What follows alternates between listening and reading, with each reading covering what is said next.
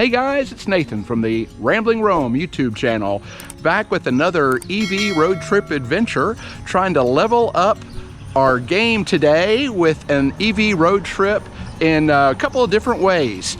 The big first level up is going to be in the form of utilizing a better route planner, the premium edition, which I've spinned up on a trial basis, paired with an OBD2 reader, which will allow me to get live data from the car. Should make the travel experience very much like planning with a Tesla or other EV that has real superior route planning. A big limitation of the Kia and Hyundai offerings is the route planning. It's widely considered not very good at this point in time. So I'm really hoping that through the use of a better route planner, which I used in the previous video, I was really able to configure a lot with this trip.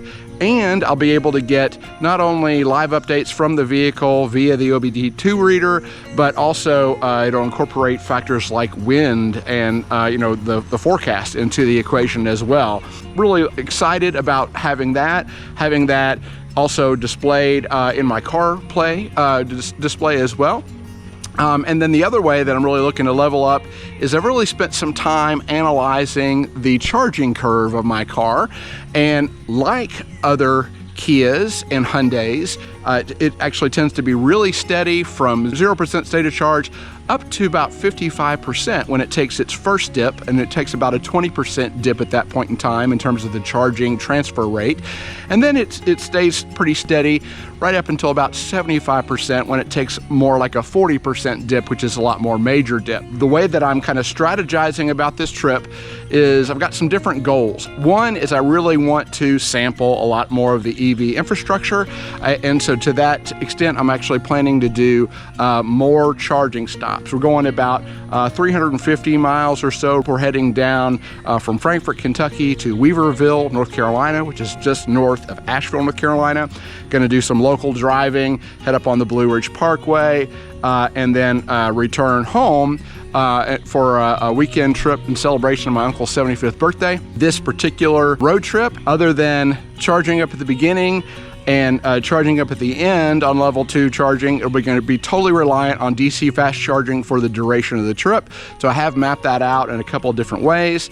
I am trying to break it up to where I am looking for chargers in my route planning. I was able to isolate it to DC fast chargers that are CCS, so I don't own an adapter and my car does not have the NACS plug, and utilizing the existing infrastructure, but also not wanting to trying to be considerate of my wife with this experience, who's joining me for the first time, and trying not to spend more than somewhere between, on the low end, maybe about 10 minutes. On the high end, maybe like 35 minutes, so no more than it would take us to get some food, to do actually charging, and really trying to utilize that charging curve so we're not spending a lot of extra time where we're not gaining a lot of charge. And then I'm gonna actually get up on Sunday ahead of our return and go and charge up while she's still enjoying time at the hotel, and then before we get back on the road. And then the other goal that I had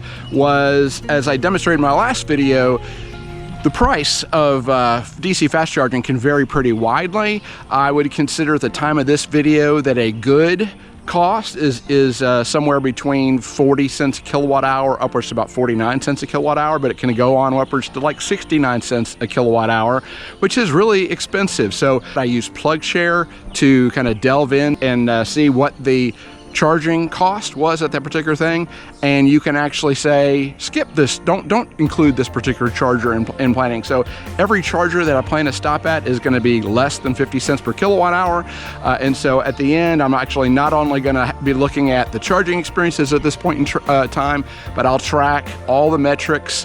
I want to give a shout out to Mind of Matter YouTube channel. I watched a road trip that he did in his Kia EV9, and he tracked all of his metrics and really like that Google sheet that he used. And so I will be utilizing that, which he actually made available via the comments to his video. After each charging stop, show you that.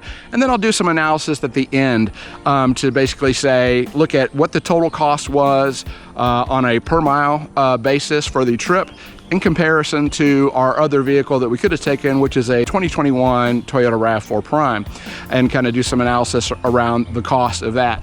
The question that I have is, will I come in at about the same cost that we would have in the Prime overall, even with DC fast charging being more expensive on a per mile basis, or will we actually spend a little bit more on this trip, keeping in mind that we're actually going to use far less energy? And so I'll do some analysis around that as well. But we're going to set off now in the Kia Niro EV and heading down the highway utilizing a better route planner. Looking forward to it. We got Shannon in the driver's seat. I've been orienting myself with a better route planner in terms of the experience here. And there's actually quite a bit of information available to the driver. I will say, I'll just kind of point out, we've actually had a fair amount of rain coming on the way down here, and it's even upped our expected state of charge at arrival at the ChargePoint charger there. And you can see it's reading from the OBD2 dongle that 67%, and that's actually what the car is reading in terms of the battery. So all that is right on the money. But in terms of, you can get other information here, which is kind of cool. So you can, if I go to this information thing, these are the different legs of the route. And you can see that in certain instances, and I don't know how good this is, but it'll actually tell you whether or not the chargers that are there are available or not. So this is, there's 2 stalls I know at this one, and it's saying available 2 stalls. If I look at the next one, it's saying that there's 10 stalls and 9 out of 10 are currently available. I mean, so it's got those kind of details in here. And in terms of the route, so what I basically did was went ahead and estimated as best as I could some of the local driving we were going to do while we were there, and kind of ending up with a percent that I'm estimating for Sunday morning that we'll be at. So being, in the neighborhood of about 15%. So I'll get up early and go charge then. So I'm, wanting to charge deep enough that I have enough charge for our local driving when we get there. Also, there's this button here, which is really cool. So this is actually reading live data from the car. So you can tell that's the live state of charge. It just dropped down to 66%. It was already given that information on it tells you how much power we're currently consuming, what the current voltage of the vehicle is. This is interesting, the calibrated miles per kilowatt hour. It's a calibrated reference point. I will say that on the dash over here, it's actually estimated that we're getting 3.6 miles per kilowatt hour currently. So I'm not sure what to attribute that difference to. There also tells you the current battery temperature, the degradation, and the reference speed. And this is relative to what it's calculated. And that's shifting in real time. So it's actually able to change. Like if you're going slower, you're going faster, or there's different kind of conditions there. Lots of good data to be had. So making our way down the interstate, happy to get a little break in the rain. Again, heading towards Knoxville.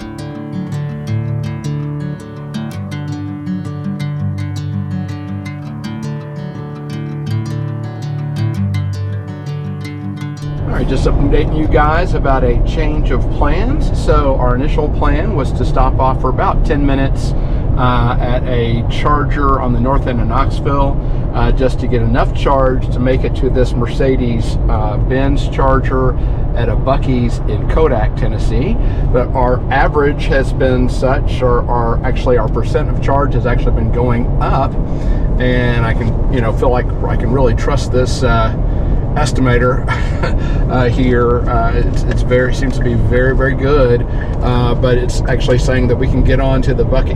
We were going to get there, like, I don't know, it would be, when I was doing the original planning, it looked like it was going to be too far to get there with a comfortable buffer. It was going to be too close to zero. So here it looks like we're estimated about 11% state of charge. So we're going to be there, and we'll end up doing one charge before we get to Weaverville, and it's estimated to take a little under 40 minutes to go back up to 75% once we get there. So we'll see you at the Bucc'ee.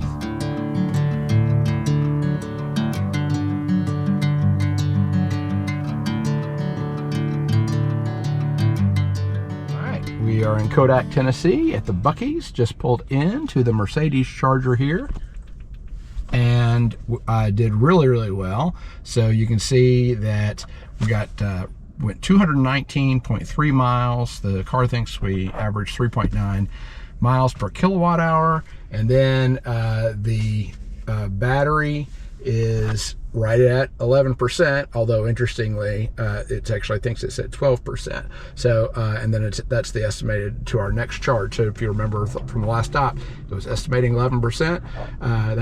That live time is interesting. It dropped down as far as 9, but by the time we got here, I guess it knows all the contours and stuff, and it estimated correctly. What do you know? So got here with 27 miles of range, and we're gonna pop out here and charge up on the Mercedes charger. I believe this has a works with the ChargePoint app, so we'll check out that. And you can see it is 49 cents per kilowatt hour, and it says plug in first to start, so definitely want to do that.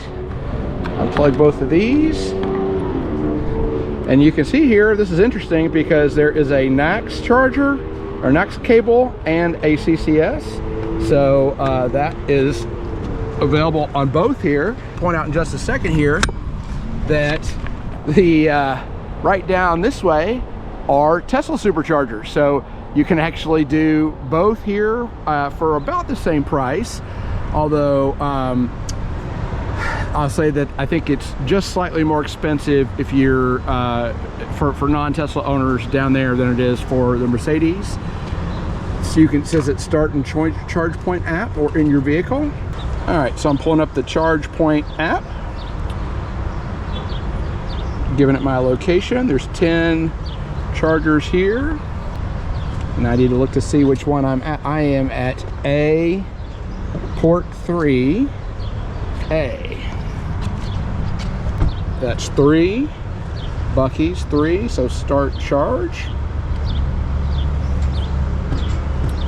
I want to do, so it's the combo, I guess. Start the charge.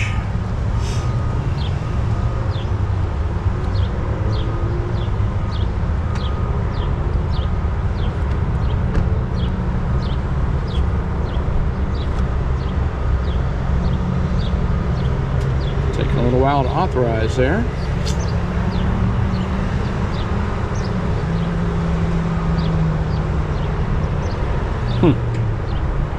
Okay, authenticating, starting your session.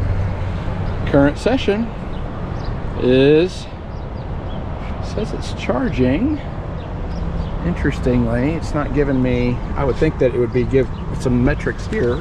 Starting power delivery, please hold. So I guess it's doing its handshake now. There it goes, and it's off and running. Nice big beefy bunch of metrics there. So we are up and charging, and we're going to be here for close to 40 minutes, going to 75%. So we're going to head into Bucc'ee's, get a little something to eat, use the facilities. It's got a max transfer rate of 77 kilowatts. You can see I'm getting 70 right now.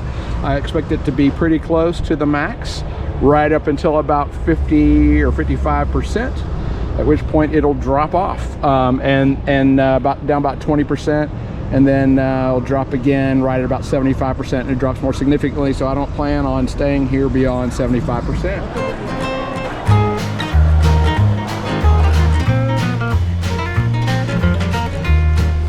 All right, so we're about 56% in, and we are about 28 minutes. So I'm not sure that it's charging as fast as it thinks it was going to. We're planning on staying another 10 minutes or so. We'll see if that to get to 75%.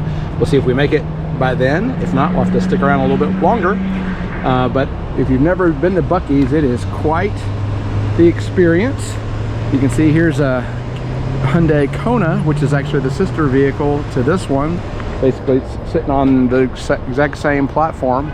I'm gonna walk around a little bit, see what other kind of EVs I can see while we're here. I was having a good time chatting up a Honda Prologue driver over there. Really likes his car. But you can see we've actually gone over the 40-minute mark, but we're coming right up on 75%. So as soon as it hits 75%, I'm going to stop the session. and we will get back on the road, and I'll put the stats up on the screen. Next stop, Weaverville, North Carolina. All right, so we've charged up to 75%, and it's estimating that we're going to arrive in Weaverville with 38% state of charge. And the reason I did that and not a lower number is because I'm also planning on basically doing local driving in the area. So I'm anticipating that we'll get down to about 15% state of charge before I need to recharge again.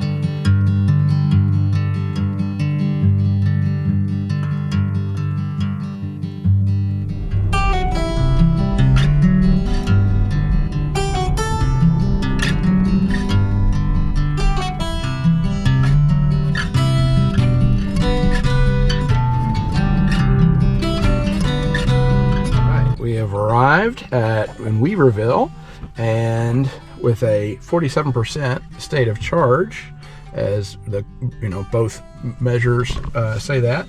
I think it was estimating 38% state of charge, so that is did quite well.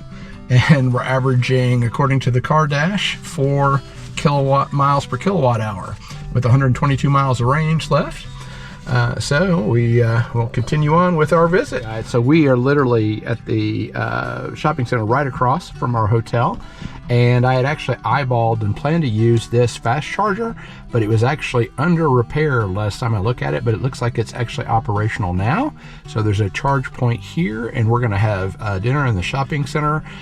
So I am going to try it and see what kind of charge we can get over dinner. We'll see how this goes. So we are pulling in, we're at 82.2 miles with 46% state of charge. And I'm gonna hop out here and see if this works for me. So this is my first time. I've used ChargePoint level 2 a lot. That's what we've actually got at work. Let's see, I believe that it says tap your phone or ChargePoint card below. Tap to see pricing and pairing fees. And I think the way that most ChargePoints work is that you actually have to authenticate before you can unlock, but maybe not. Maybe I do plug in here, so I'm just gonna go ahead and put it in and see. It says communicating with EV. And I'm going to open up my ChargePoint app. Vehicle authorizing. Authenticate vehicle authorization unsuccessful. So let's see. Okay, so tap your phone, ChargePoint card. So let me look at the map here. It actually is showing these, and this is labeled as Charger 1. So this is DC 1. Let's see if I can start charge. Confirm station. Are you at 6051 DC1? It's my, see what this other one says. There's one other charger here that just says Charger 2 and Charger 1. So FED from EVS panel. I don't know. I mean, this is doesn't look like any of that, but it says 1. So I'm going to say yes. It says authorizing. All right, it says waiting for EV. It's powering up. And it's charging. Good deal. So we're just gonna let this run while we're at dinner, see how much juice we get. All right, guys, we are back to the charger. And when we pulled up, we were the only ones here, but now there's an Audi e-tron next to us. And I thought I'd show you this. This is a really nice illustration of this charging curve. It's been very consistent, much more so than what we had actually at the Mercedes charger. You can see it ramped up to about peak speed, and presumably this is about 55%, and then it dropped down until it reached about 75%, and you can see it dropped way off, and now it's like, dropped way down again.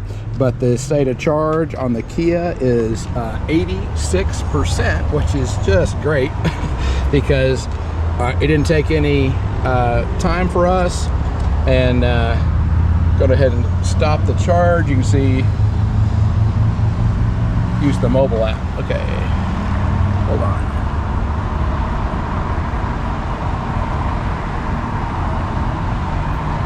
Confused by this. Tap to see pricing and fees.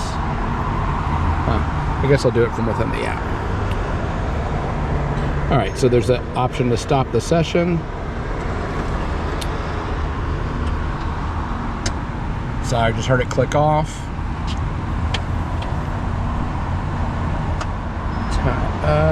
Interesting. It's showing the time elapsed is 40 and it's still counting. I'm not sure why it's still counting. Oh, it didn't go through. So I just hit stop again. It's not stopping the session. It's in time right now because it's charging at a low rate. Now it says, actually it says 0%. Maybe that, but the timer's still going. The energy looks like it has stopped. So I'm not sure. Oh, okay, it did unplug. All right, so here's my summary. $16.25 for 29.4687 kilowatts.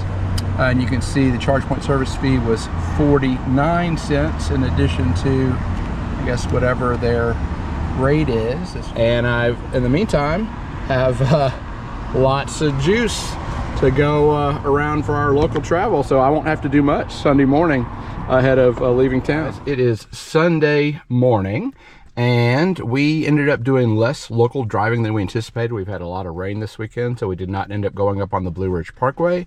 So I'm actually starting out with 80% state of charge and have rerouted. Had no need to get any juice here in Weaverville. In terms of the plan, if you will, I'm trying to remember. All right, so let's go to, where's my info? Come on, I was just looking at this. Okay, go to info. So this, we're going to meet some friends for, our initial plan was going to be submerged for a little walk around the lake.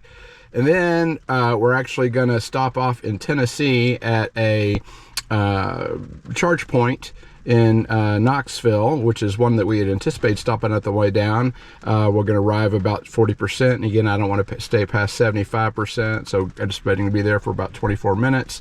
And then interesting, want to be able to stop off at a Circle K in Richmond, Kentucky. There's a lot of Circle K's, or a few anyway, that have been popping up in our area.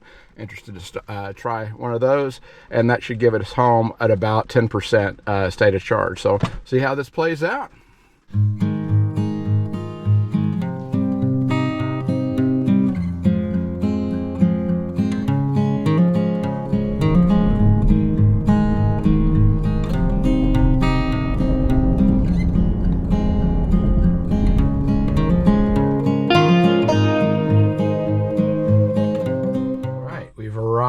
At the local market on Callahan Drive here at a ChargePoint charger.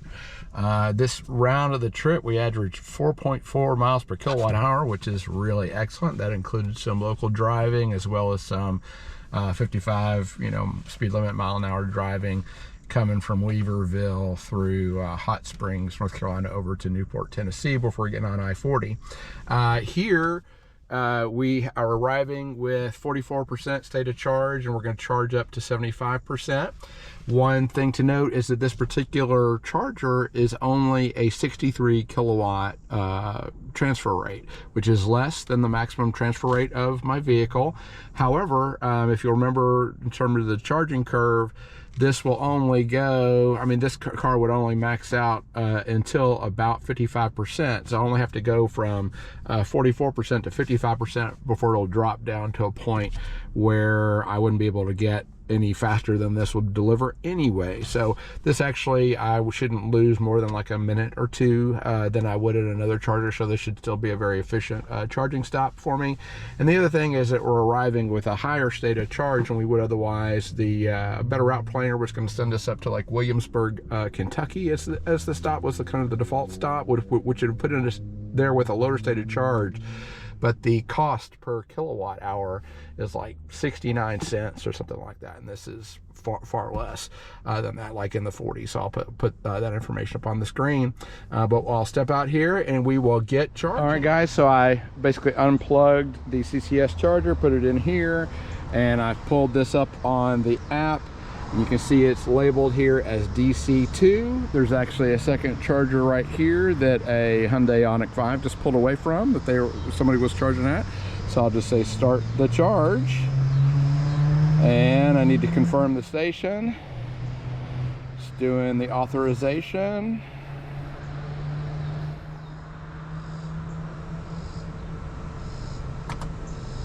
All right, it says plug in. It is, once your EV is fully charged, it stops charging.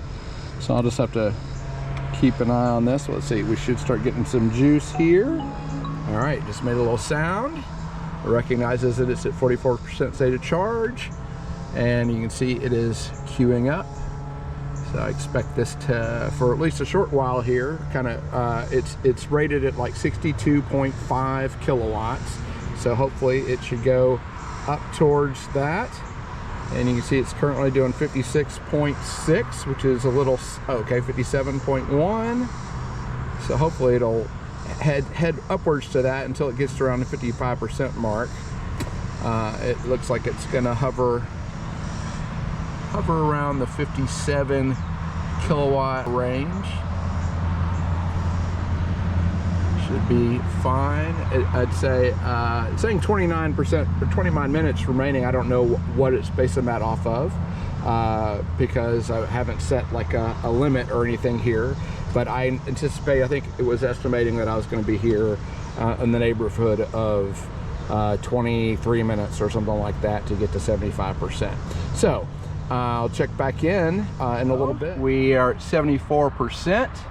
I'm not exactly sure how long it's been. 25 minutes is what's elapsed, so it's definitely taking a little bit longer, but should be done pretty quickly here. So as soon as it gets to 75, I'm gonna tell it in the app to stop the session, and it just hit that. So I'm gonna say stop the session.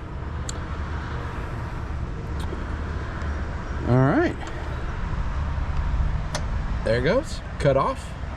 Very good. It was a lot faster than than the other one, so I'll need to unplug and I'll put the stats up on the screen for us. Well, that one's very likely to come in as our cheapest charging station of the trip. Ended up being about 9 cents a mile, which is actually less than the cost of gas for this particular leg.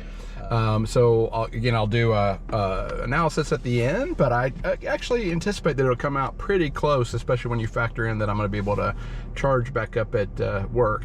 But our next and last charging stop is going to be in Richmond, Kentucky at the Circle K. 180 kilowatt charger is what a better route planner is telling me, and it's anticipating we're going to get there with about 17% state of charge, and it basically tells me that we will need to be there for all of about 8 minutes.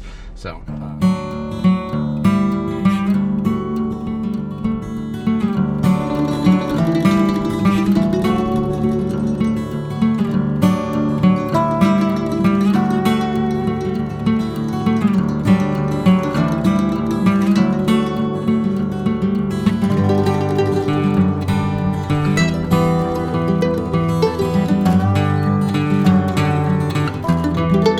we've just pulled into the Circle K in Richmond, Kentucky.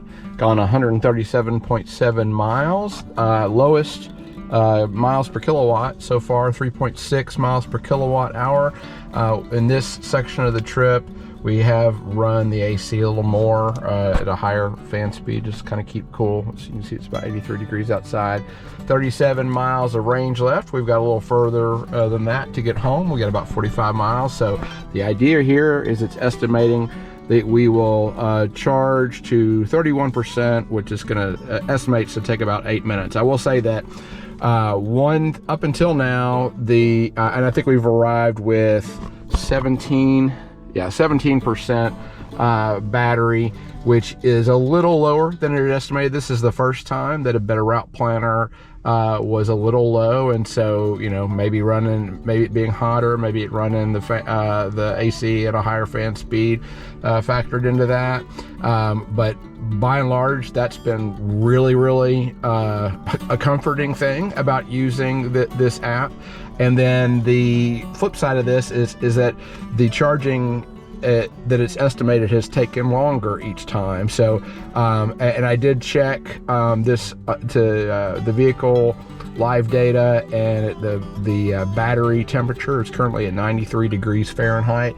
So I don't know if, you know, I know that's on the warm side, so I don't know if that would be impacting the performance, but we'll get out here and charge up to 31%. First time at a Circle K. And there's a little different order of operations. In the spirit of full disclosure, I'll say I pulled up to this guy over here and started messing with it, and noticed after it's basically said unavailable, I can never get it to start. And if I just pull up the app here, you can see that it actually is showing as a charger is not available. So I'm going to try a different one. I'm not sure. I'm not sure why it's doing that. Okay, so select this guy. Okay, so you can see that number 1 is showing it's not available. I'm standing in front of number 2, and on here I cannot pull this out without initiating a charge, so it works a little differently. It says download the app, start the charging session. So I'm actually need to be on number 2. Come on. All right, so there's number 2. I'm gonna choose the CCS charger. It says connect cable, and then swipe to start the thing. So it did release it for me there. And I'm not a big fan of trying to plug this in with the camera in my hand, but it's okay. So I did plug in, and I'm gonna say connect and swipe to start. It says waiting for a response, and there's not a lot of on-screen display action happen here, so I'm really relying much more on the app. I just heard the machine kind of kick on there. It's doing its handshake, I guess. It says waiting for response.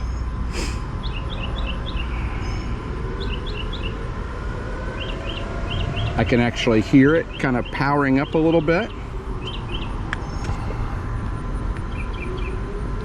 Okay, I can see that it's put a charge on my card, and now it's charging. Hopefully it'll give me some more details here in terms of you know, how much juice I'm getting. If not, I'm gonna have to rely upon my dash, so it's not the end of the world, but I'd like to see some more metrics. So unlike some of the other chargers I've been to, oh, I've got on sunglasses and it's really dark, but it does say charging. It says 17%. So it does actually show some data there. It's just a dark screen. So I'm gonna go in here, kind of watch behind the wheel a little bit. You can see I'm 18% here. It's a whole lot easier for me to see. And it's got a swipe to stop. So I'm just gonna watch this until it hits 31%. I'll turn this on in a second and I'll stop it. All right, so it just reached 30%. It's been waffling back and forth in terms of transfer rate between 66 and 68 kilowatts. And on my phone app here, it's saying that I'm at about 10 minutes. So as soon as this hits 31, I'm gonna kill it, but it has taken a little bit longer, presumably because the transfer rate is not at the peak speed that I guess it would have been calculating based on stuff. There's 31%, so I'm gonna say stop, and it stopped. I could hear it cut off immediately, so that's really responsive. I'll go ahead and unplug out here. All right, back in the car, following our charging session. We've got 81 miles of range. We need to go 54 miles, estimated 56 minutes. And it's estimating that we get home with 10% state of charge. So there's a setting that basically allows you to set your minimum state of charge, which I've set at 10%, just to provide a nice comfortable buffer. And so the next time we'll check in will be when we get home.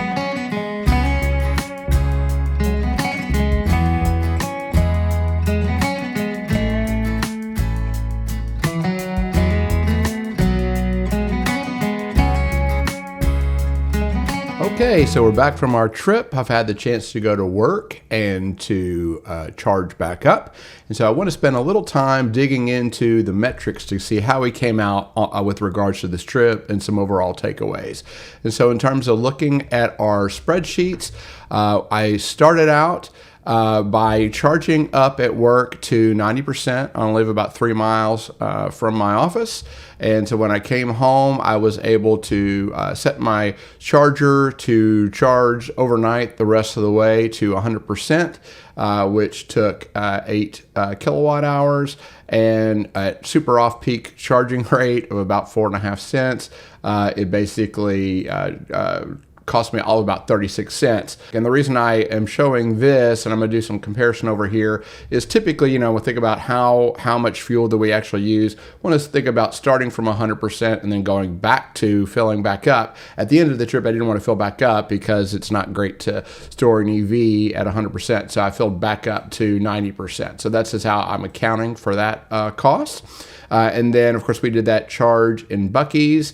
Ended up being 49 cents a kilowatt hour for a total of $22.43. That second stop in Weaverville cost us a little more than that. So the stated charge was 50 cents a kilowatt hour. However, they had like a 49-cent session fee. And so when you do the math, the actual price per kilowatt hour was 55 cents, a little more than I anticipated spending. So I was not too keen to want to recharge there. I was trying to keep, again, my cost below 50 cents kilowatt hour. And then the least expensive recharge of the whole trip, you can see those two, I'll say, were about 13 cents a mile. And but at that Knoxville stop, we charged from 44% back to 75%. For 40 cents a kilowatt hour. They must have also had a session fee, maybe taxes. The way they do this kind of varies from state to state, but you lose some transparency, which is why this column is nice over here, because it actually shows you the actual cost. But it was still 44 cents per kilowatt hour. And because of the enormous efficiency we got on that leg of the trip, that ended up being 9 cents a mile, which is either at or below what we would have averaged had we taken the other vehicle in this trip. So that's really fantastic. Then we charged back up at that Circle K on the way home just to get up to 31% so we could arrive back with the 10% stated charge. That was $5.50. And that was the stated charge was 49 cents per kilowatt, and that was the actual cost as well. And then yesterday I took the car into the office with me, went from 10 to 90% and adding back 55.7 kilowatt hours at no cost to me. So the actual cost for the trip in terms of fuel costs or electricity was $55.13. We traveled 623 miles for an overall cost of 9 cents per mile. So that was very, very good. So if I compare that to what we've gotten in our 2021 RAV4 Prime, this is all estimated. So the estimated combined range, or actually I should say what I typically get on the highway, is about 36 miles a gallon if I'm operating at hybrid. These costs here is what the price per gallon was at the closest stop next to us at Bucc'ee. It was very cheap at $3.14 a gallon, and then gas kind of went up from there at different places. But you can see the estimated, just based upon the miles traveled, the estimated cost to fuel back up at each of those stops, and then what the cost per mile would have been. So 9 cents was the best at that Bucc'ee's, and this is what I've seen in the past, is that it averages about 10 cents a mile. And the total cost, interestingly, would have been $58.99, which actually means that I spent $3.86 less than what I would have had I taken the other car. So certainly better than I expected. I thought it would be either right about the same cost, or my kind of gut feeling was that it would actually cost more. Actually, it turns out to cost a little bit less. And of course, had I gone for a longer road trip, the more that we would have done this, there would have been a point in time where all these costs per mile would have been higher overall the longer we were gone. So in this scenario, we were traveling a little over 600 miles round trip, and I was able to basically fuel back up. So again, we're not really charging anything for the fuel that we start with. We're looking at going back to 100% or back to a full tank, as the case may be, where I had the ability to charge here, or I would say that had I charged at home on non-peak or super off-peak rates rather, I likely would have come out right about the same cost here. So that difference in cost would have basically vanished. So if you're able to take advantage of something like this super off-peak rate, can be very, very affordable. All that being said, this is still, even if it had cost more to me, this seems very compelling. So if we actually look at the energy used, and so if I scroll on down here, 1 gallon of gas is equivalent to 33.7 kilowatt hours. And so had I taken the other car, that would have been 17.31 gallons used, which the equivalent kilowatt hours would have been 583.48 kilowatt hours. My actual kilowatt hours usage was 174.53. So the energy usage and compared to gas was actually only 30%. So again, the efficiency of these vehicles is so incredible. That is, to me, worth the extra time. There's different lenses on this. As I stated in my original 10 Reasons video, I think a lot of the national dialogue in the U.S. basically centers around the potential here to lessen our carbon footprint. Unfortunately, that's not really a argument that resonates with everybody here. So I really am trying to appeal to kind of show that this can be very affordable, particularly if you have the ability to do residential charging at home. But even on a road trip, I'm kind of looking at this, and I've got an eye towards the future. I've been kind of gradually going electric, going from plug-in hybrid up to a full EV. When it comes time to get our next vehicle, have the question in the back of my mind, can we consider going fully electric with all of our vehicles? And to me, this is a very compelling reason to do so. If you're not compelled by the climate, argument, which I understand, people like to say, oh, well, you're shifting your pollution just from your tailpipe to the smokestack if you're producing electricity versus coal, for example. Well, to an extent, but if you're only using less than a third of the energy, there's still a really compelling argument here. Plus, I will just kind of point out, but I'll say that all of this energy was domestically produced. So that's another thing to think about as well. And just kind of restate it another way. So if you're using gas over electricity in this scenario, it would have been 334% more energy to go the same distance. Again, I think very, very compelling, but kind of reflecting on the road trip, a better route planner with that live vehicle data just took away the anxiety totally for me. I mean, it was just very, very comforting. I mean, you could basically set this thing, and if you went below your state of charge, it would basically redirect you, to another fast charger that would be closer, to you, and very, very reliable. I mean, I'm coming to trust this estimated range to a very large extent. Great experience. Certainly would do it again. If you found this video useful, please do like the video. If you got any questions, pop them in the comments. I'll be happy about my experience. Be happy to share those with you. And thanks for watching.